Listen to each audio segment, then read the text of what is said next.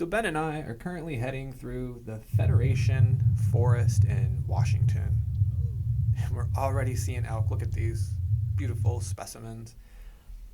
So we're going to stop here at Pyramid Creek Snow Park, where we're going to air down our tires, disconnect the sway bar, and form a nice little caravan here with the Quadrapaws 4x4 Club.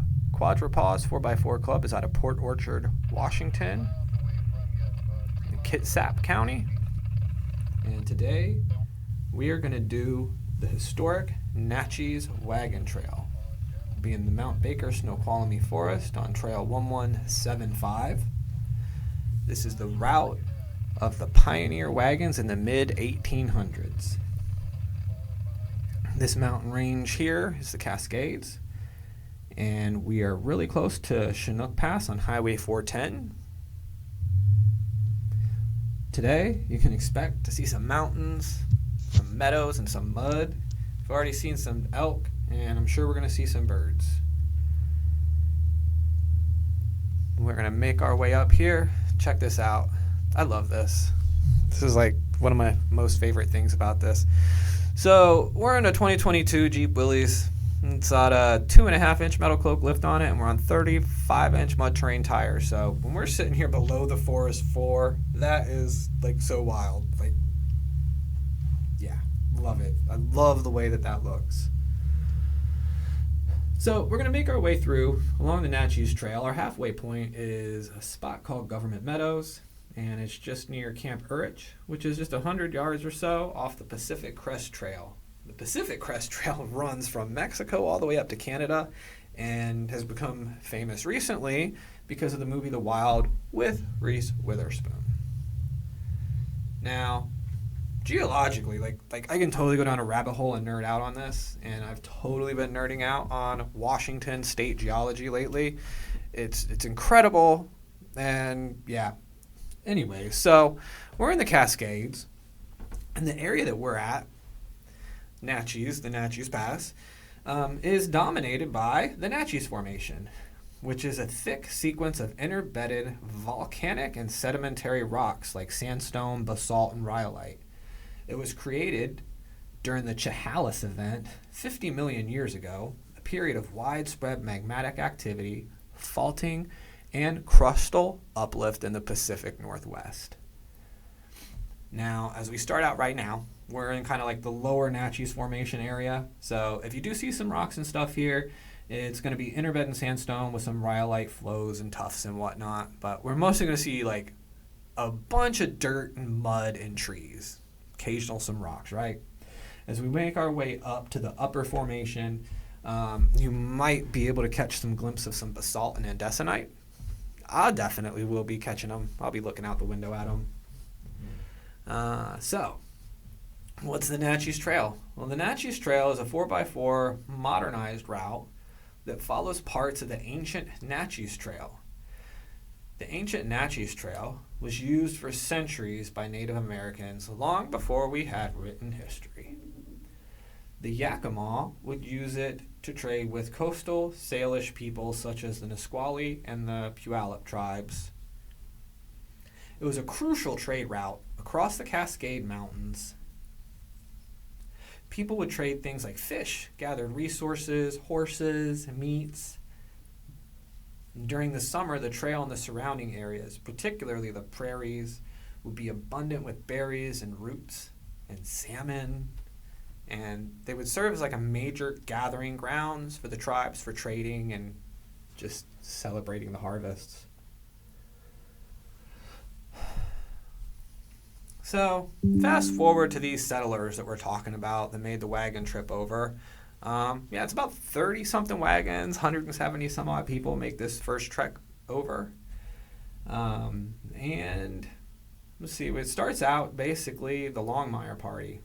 And the Longmire Party decides that they're going to head out for the West Coast, and they leave Indiana, Fountain City, on March 6, 1853, with a number of other immigrants.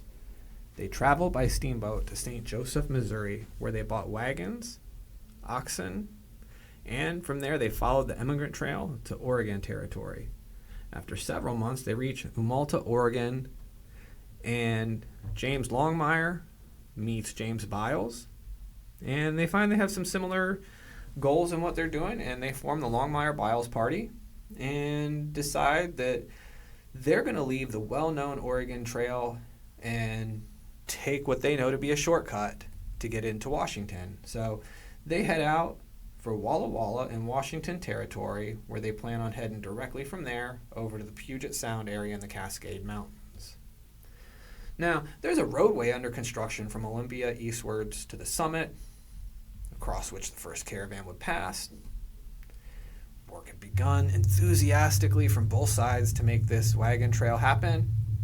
However, with no sign of anybody coming, winter fastly approaching, and supplies getting short, both parties working on this road decided that they're going to abandon it and go home. So they just take off. So when the Longmire-Biles Party arrive in Walla Walla, they find there's no guide waiting them, and they have to go under the guidance of the Native Americans. According to their account, they were misdirected, and after a harrowing and time-consuming experiences with gales of snow and many river crossings, they make it over. The river crossings are actually kind of wild to hear. So they claimed that they crossed the Naches River 63 times. And sometimes they would cross the river just to go a few hundred yards and need to cross the river again. They crossed the Greenwater River 16 times and the White River 7 times. So that's just that's incredible.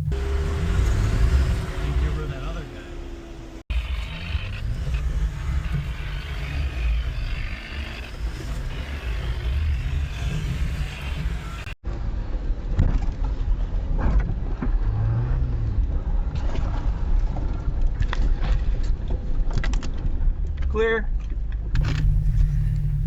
Okay, so they eventually make it up to the summit and government meadows, where they're going to take a little break at, rest, eat, gather themselves, and then try to make it down this cliff.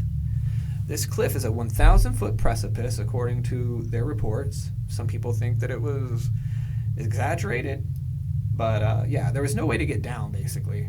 And finally, a young man believed to be E.A. Light offered to drive a team of oxen and a wagon right down the face of the rock. He said that he'd fasten a rope to the back of the wagon and tie it around a tree.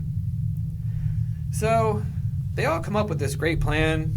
They rough lock all the wheels together on all the wagons with chains to lower them down. And the one issue they had is in the 31 wagons that were there, they did not have enough rope.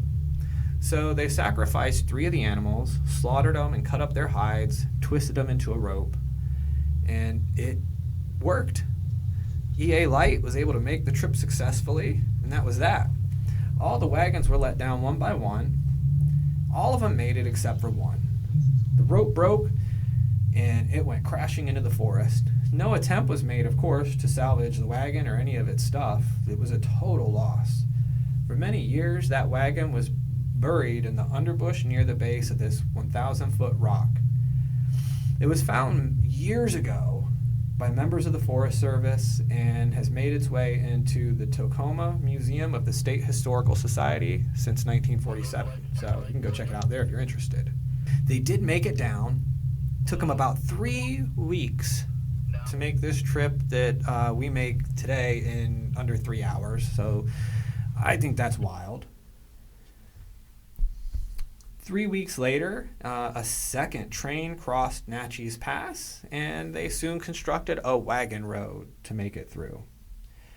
The Longmires went on to settle Yelm Prairie, and they played a major role in the exploration and development of the Mount Rainier area.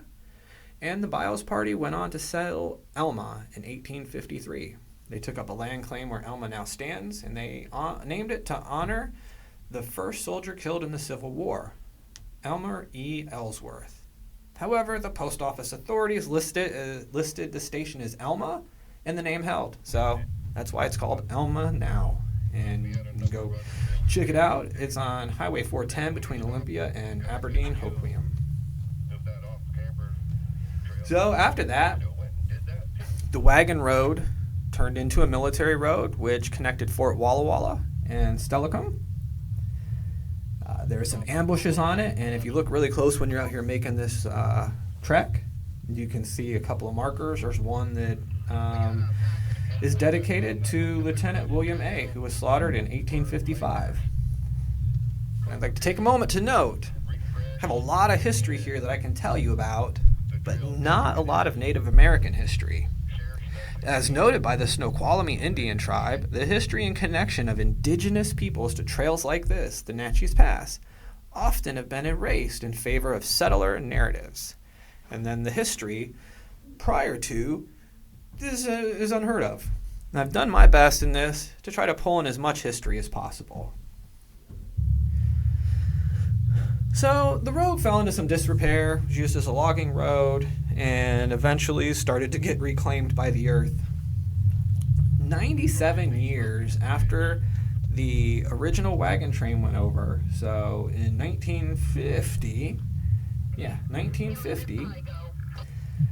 11 Yakima Jeep drivers, members of the Ridge Runner Club, which is the first ever Jeep club. They were incorporated in 1947, and that's kind of cool.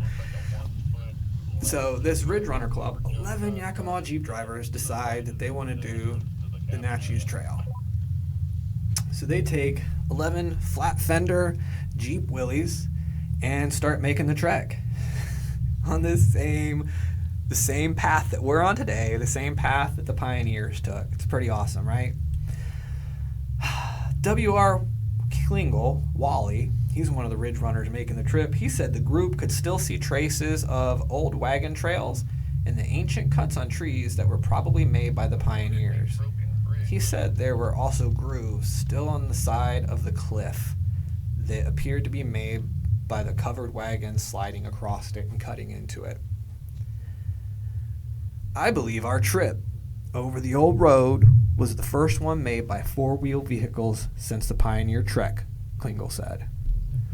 He mentions that he had heard of motorcycles going over Naches, but never down the face like the Jeeps did. These guys had to carve the roads. They brought shovels, axes, and other hand tools and equipment to be able to make it through. They camped overnight at Timothy Meadow, and it took them over 11 hours for this caravan to cover the 10 miles from Timothy Meadow to the Pioneer Cliff. It took them 2.5 hours to lower all the Jeeps down that huge cliff. The toughest part of the trip, it was at the end. They spent 8 hours to cover 1.5 miles of the most rugged mountain terrain of the entire trip. Foliage was heavy. There were rocks and logs slowing them and the Jeeps down. A lot of winching, a lot of cutting. Yeah, it was difficult for them. After 21 hours on the trail, the Ridge Runners reached Hines Forest Camp on the west side, covering a total of 14 miles. So, what takes us about 3 hours to cover today in our Jeeps going over on this trail took them 21 hours to get over and make it through, and it took 3 weeks for the Pioneer wagon trains to make it over. Just 14 miles. It's incredible. So here we are, 172 years later, 172 years since the original settlers and their wagon train came over. It's incredible. And the timing actually lines up. We're out here the first weekend in October, and the Longmire-Biles Party made their trek over starting September 15th and ending October 9th. So it's about the same time. So everything you're seeing out here, this is likely a lot of the weather that they would have been experiencing back in their day. It's incredible to imagine the sound of the oxen and the wagons rolling through here. It's an incredible trip out here. It's absolutely my favorite trail to go wheeling on. It's my favorite wheeling adventure. I love being out here. It's fun. The wheeling itself is fun and challenging, but being in the forest and experiencing this is just something else.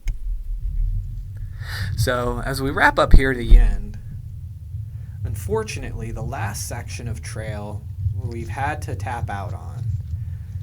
The last section has a huge section of a bridge that's out and falling apart and is impassable. So we're going to head back here on White Pass, which is just a service road which will follow us right back down, and we'll make it back down to Pyramid Creek Snow Park, where we can air back up, reconnect sway bars, and head back in to civilization.